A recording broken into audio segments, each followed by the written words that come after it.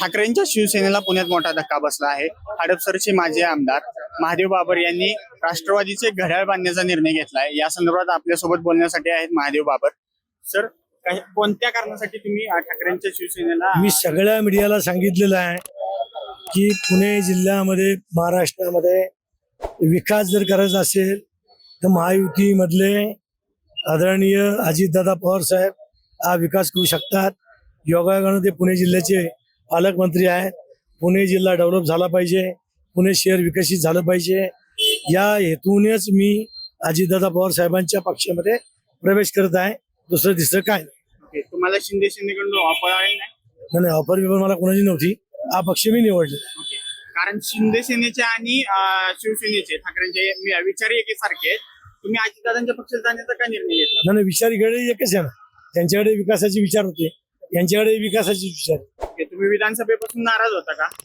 नाराज विधानसभेला तिकीट सुषमा अंधारेंनी हडपसर मतदारसंघात ठाकरेंचाच उमेदवार लागणार अशी घोषणा केली, पण महाविकास आघाडीत जागा ती राष्ट्रवादीला गेली, त्यामुळे तुम्ही नाराज होता का? अंधारे ताईंनी प्रामाणिकपणे प्रयत्न केले.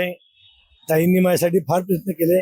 मी त्यांचा भावासारखा आहे, त्याच्यापेक्षा जास्त प्रयत्न केले. ताईंना मी धन्यवाद सुद्धा दिले.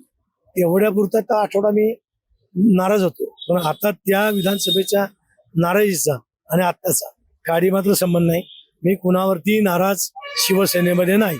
मी फक्त विकास करायचा आहे म्हणून मी राष्ट्रवादीत प्रवेश करतोय. विधानसभेपासून तुम्ही एवढे दिवस मग शांत का होता? नाही की मी सक्रिय आहे.